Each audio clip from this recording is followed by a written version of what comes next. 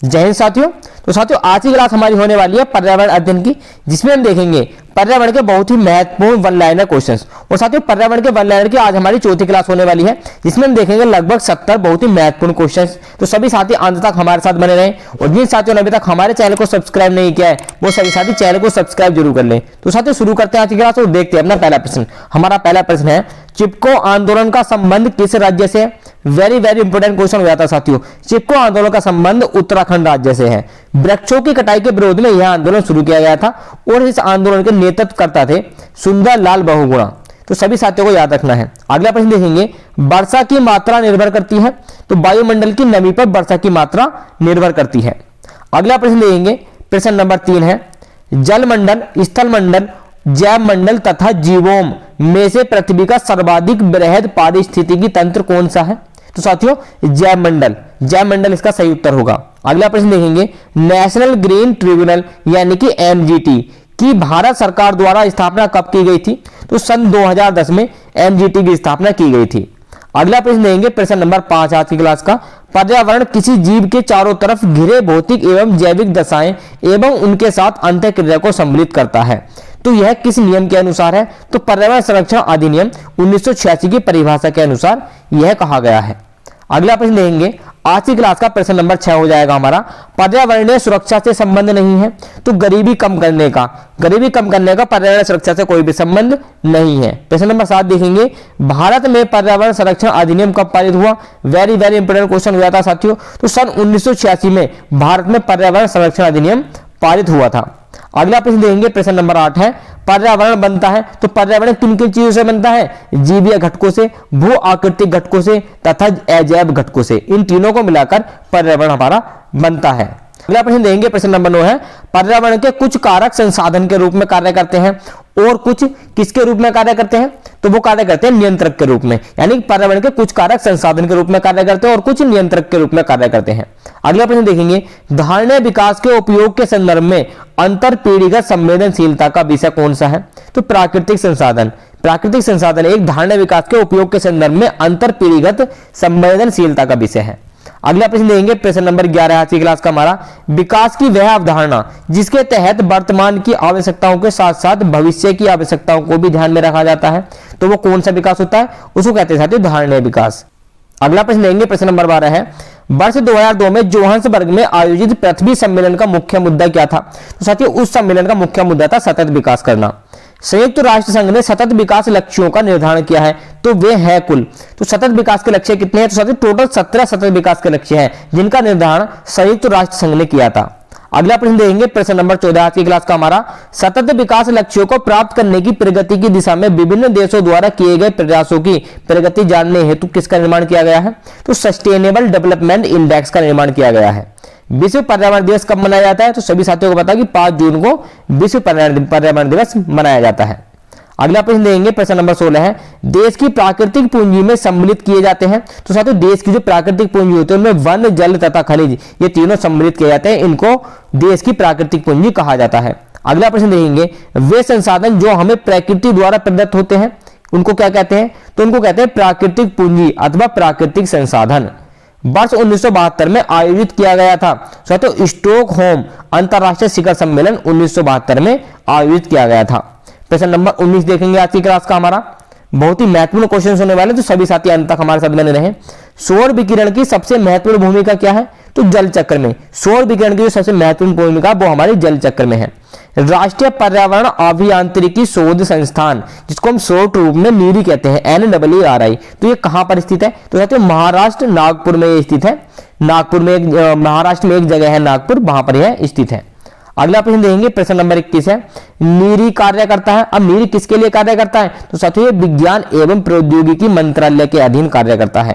प्रश्न नंबर 22 देखेंगे, सतत विकास के लिए आवश्यक है? तो जैविक विविधता का संरक्षण और प्रदूषण का निरोध एवं नियंत्रण तथा निर्धनता को घटाना, ये सभी सतत विकास के लिए बहुत ही ज्यादा महत्वपूर्ण है। अगला प्रश्न देंगे प्रश्न नंबर 23 आज की क्लास का हमारा, पृथ्वी शिखर सम्मेलन का आयोजन किया गया था साथियों रियो में पृथ्वी शिखर सम्मेलन का आयोजन किया गया था। संयुक्त राष्ट्र संघ द्वारा पर्यावरण एवं सतत विकास पर पहला पृथ्वी शिखर सम्मेलन आयोजित किया गया था। साथियों जो पहला पृथ्वी शिखर सम्मेलन आयोजित किया गया था यह कहां पर आयोजित किया गया था? तो सन 1992 में रियो डी जेनेरियो जो ब्राजील में स्थित है वहां पर यह सम्मेलन आयोजित किया गया था। अगला प्रश्न देंगे प्रश्न नंबर 25 आज की क्लास का हमारा, पृथ्वी सम्मेलन में 21वीं सदी के लिए पर्यावरणीय विकास हेतु कार्यक्रम निर्धारित किए गए हैं। तो इन कार्यक्रमों को क्या नाम दिया गया है? तो इनको कहा गया है एजेंडा 21, एजेंडा 21 इनको नाम दिया गया है। रियो 20 घोषणा पत्र का शीर्षक क्या था? तो the future we want, the future we want कि ऐसा भविष्य जो हम चाहते हैं, यह उसका शीर्षक था। अगला प्रश्न देंगे प्रश्न नंबर 27 आज की क्लास का, पृथ्वी के चारों ओर गैसों के समूह को क्या कहते हैं? तो साथियों पृथ्वी के चारों ओर गैसों का समूह है उसको हम वायुमंडल कहते हैं। वायु है एक, तो वायु क्या है? वायु साथियों एक मिश्रण है विभिन्न गैसों का, जिसमें नाइट्रोजन हमारी 78% है, ऑक्सीजन 21% है और आर्गन 0.93% है तथा कार्बन डाइऑक्साइड 0.038% है। अगला प्रश्न देखेंगे प्रश्न नंबर 29 आज की क्लास का हमारा, गैसों में से वह गैस जो वायु में नहीं पाई जाती है तो वो कौन सी गैस है? साथियों रेडोन, रेडोन वायु में नहीं पाई जाती है। वातावरण में सर्वाधिक प्रतिशत कौन सी गैस का है? तो हमने पढ़ा था अभी 78% नाइट्रोजन पाई जाती है, तो नाइट्रोजन का सर्वाधिक जो प्रतिशत है वो नाइट्रोजन का है वायुमंडल में। अगला प्रश्न देखेंगे, यदि पृथ्वी पर पाए जाने वाली वनस्पतियां पेड़ पौधे समाप्त हो जाएं तो वह गैस जिसकी कमी होगी कौन सी होगी? तो साथियों पेड़ पौधे कौन सी गैस देते हैं? ऑक्सीजन गैस हमें देते हैं, तो ऑक्सीजन की ही कमी हो जाएगी। अगला प्रश्न देंगे प्रश्न नंबर 32 है, वह कार्य जो पेड़ पौधों का नहीं है? तो साथियों वायु का प्रदूषण, पेड़ पौधे वायु को प्रदूषित नहीं करते हैं बल्कि हवा को ये शुद्ध करते हैं।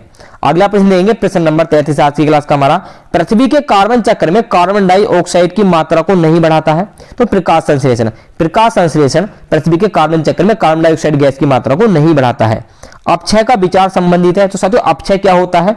एक प्राकृतिक क्रिया जो चट्टानों को सूक्ष्म कणों में विभक्त कर देती है उसको हम अपक्षय कहते हैं। अगला प्रश्न देखेंगे प्रश्न नंबर 35 है, विश्व मौसम विज्ञान संगठन का मुख्यालय कहां पर स्थित है? तो साथियों विश्व मौसम विज्ञान संगठन का मुख्यालय स्थित है जेनेवा में।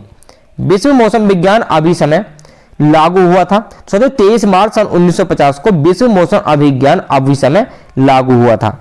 अगला प्रश्न देंगे प्रश्न नंबर 37 है, यूएनईपी का मुख्यालय क्या है? साथियों यूएनईपी एक पर्यावरणीय संस्था है जिसकी फुल फॉर्म होती है यूनाइटेड नेशंस एनवायरमेंटल प्रोग्राम। तो साथियों इसका मुख्यालय स्थित है नैरोबी में। अगला प्रश्न देंगे संयुक्त राष्ट्र पर्यावरण कार्यक्रम जो हमारा यूएनईपी था इसकी स्थापना कब हुई थी? तो साथियों इसकी स्थापना हुई थी वर्ष 1972 ईस्वी में। अगला प्रश्न देखेंगे प्रश्न नंबर 39 है, यूएनईपी के वर्तमान प्रमुख कौन है? तो एरिक सोलेम यूएनईपी के वर्तमान में प्रमुख है। ईपीए का पूर्ण रूप क्या है? तो ईपीए की फुल फॉर्म होती है इन्वायरमेंटल प्रोटेक्शन एजेंसी। अगला प्रश्न देंगे प्रश्न नंबर 41 है, संयुक्त राष्ट्र अमेरिका की संघीय एजेंसी है जिसकी स्थापना कब की गई थी? तो 2 दिसंबर सन 1970 को इसकी स्थापना की गई थी। अगला प्रश्न देंगे ईए से क्या है? तो ईए होता है नेशनल एनवायरनमेंट अथॉरिटी। अगला प्रश्न देंगे प्रश्न नंबर 43 आज की क्लास का हमारा, ग्रीन पीस इंटरनेशनल का मुख्यालय स्थित है। तो साथियों ग्रीन पीस इंटरनेशनल का मुख्यालय स्थित है एम्स्टर्डम में। इको मार्क उन भारतीय उत्पादों को दिया जाता है जो पर्यावरण के प्रति मैत्रीपूर्ण हो, पर्यावरण को कोई भी नुकसान न पहुंचाए, उनको इको मार्क दिया जाता है। अगला प्रश्न देखेंगे, ब्यूरो ऑफ इंडियन स्टैंडर्ड्स द्वारा वर्ष 1991 से दिया जा रहा है। तो साथियों इको मार्क प्रमाण पत्र 1991 से दिया जा रहा है। अब पर्यावरण अनुकूल उपभोक्ता उत्पादों को चिन्हित करने के लिए सरकार ने क्या आरंभ किया है? तो सरकार ने इको मार्क आरंभ कर दिया है। अगला प्रश्न देखेंगे प्रश्न नंबर 47 है, धारणीय कृषि का क्या अर्थ है? तो साथियों धारणीय कृषि किसको कहते हैं? तो भूमि का इस प्रकार प्रयोग कि उसकी गुणवत्ता अक्षुण्ण बनी रहे, उसकी गुणवत्ता में कोई भी कमी ना आए, तो उसको हम कहते हैं धारणीय कृषि यानी कि सस्टेनेबल एग्रीकल्चर। भारत में टिकाऊ कृषि के लिए राष्ट्रीय मिशन चल रहा है। तो वर्ष 2014-15 से यह मिशन चल रहा है। अगला प्रश्न देंगे प्रश्न नंबर 49 है, भारत में हरित गृह कृषि जिसको हम ग्रीन हाउस फार्मिंग भी कहते हैं, इसको प्रारंभ करने वाला राज्य कौन सा है? तो साथियों पंजाब एक ऐसा राज्य है जहां पर ग्रीन हाउस फार्मिंग प्रारंभ की गई है। नगरीकरण एवं औद्योगिकरण हानिकारक है। संतुलित विकास के लिए, पर्यावरण एवं पारिस्थितिकी के लिए और जैव विविधता के संरक्षण के लिए, इन सभी के लिए नगरीकरण और औद्योगिकरण हानिकारक है। अगला प्रश्न देखेंगे प्रश्न नंबर 51 आज की क्लास का हमारा। राष्ट्रीय हरित न्यायाधिकरण की स्थापना राष्ट्रीय हरित न्यायाधिकरण अधिनियम 2010 के तहत की गई थी। तो इसकी स्थापना कब की गई थी यह हमें बताना है। तो 18 अक्टूबर 2010 को राष्ट्रीय हरित न्यायाधिकरण की स्थापना की गई थी। हरित विकास, जिसको हम ग्रीन डेवलपमेंट भी कहते हैं, पुस्तक के लेखक कौन है? WM एडम्स इसके लेखक है। वेरी वेरी इंपोर्टेंट क्वेश्चन हो जाता है साथियों। अगला प्रश्न देखेंगे प्रश्न नंबर 53 आज की क्लास का हमारा। कई प्रतिरोपित पौधे इसलिए नहीं बढ़ते हैं क्योंकि प्रतिरोपण के दौरान अधिकांश मूल रोम नष्ट हो जाते हैं और एक बार पौधे का मूल रोम नष्ट हो गया तो पौधा वृद्धि नहीं कर सकता है। मूल रोम की कोशिका भित्ति मुख्यतः बनी होती है तो सेलुलोज की मूल रोम की जो कोशिका भित्ति होती है वह बनी होती है। अगला प्रश्न देखेंगे, मूल रोम मृदा से चिपके रहते हैं तो किसके कारण? पैक्टीन के कारण साथियों मूल रोम मृदा से चिपके रहते हैं। अगला प्रश्न देखेंगे, पर्यावरण अपकर्ष से क्या अभिप्राय है? तो पर्यावरणीय गुणों का पूर्ण रूप से निम्नीकरण, मानवीय क्रियाकलापों से विपरीत परिवर्तन लाना, पारिस्थितिकीय विभिन्नता के परिणाम स्वरूप पारिस्थितिकीय असंतुलन बनाना, इन सभी का मतलब होता है पर्यावरण अपकर्ष से। अगला प्रश्न देंगे प्रश्न नंबर 57 है, पर्यावरण संतुलन के संरक्षण से संबंधित है। तो साथियों वन नीति, पर्यावरण अधीन सुरक्षा अधिनियम जो 1986 है, औद्योगिक नीति तथा शिक्षा नीति, ये सभी पर्यावरण संतुलन के संरक्षण से संबंधित है। प्रश्न नंबर 58 देखेंगे, जैव विविधता पर अभिसमय एवं जलवायु परिवर्तन पर संयुक्त राष्ट्र ढांचा अभिसमय के लिए वित्तीय क्रियाविधि के रूप में कौन काम करता है? तो भूमंडलीय पर्यावरण सुविधा, जिसको हम GEF भी कहते हैं, यह इनके लिए कार्य करती है। अगला प्रश्न देंगे प्रश्न नंबर 59 आज की क्लास का, वैश्विक पर्यावरण सुविधा, जिसको हम GEF कहते हैं, यानी ग्लोबल एनवायरमेंटल फैसिलिटी, इसकी स्थापना कब की गई थी? तो साथियों रियो अर्थ समिट में सन 1992 के दौरान इसकी स्थापना की गई थी। UNFCCC के तहत अल्प विकसित देशों को अल्प विकसित देश निधि, जिसको हम कहते हैं लीस्ट डेवलपमेंट कंट्रीज फंड, यानी कि LDCF, उपलब्ध कौन कराता है? तो साथियों इनको उपलब्ध कराता है GEF, यानी कि ग्लोबल एनवायरमेंटल फैसिलिटी। अगला प्रश्न देखेंगे प्रश्न नंबर 61 आज की क्लास का हमारा, विशिष्ट जलवायु परिवर्तन निधि, जिसको हम the special climate change fund यानी कि SCCF कहते हैं, इसकी स्थापना कब की गई थी? तो COP7 की बैठक मारोकस से प्राप्त निर्देशों के आधार पर इसकी स्थापना की गई थी।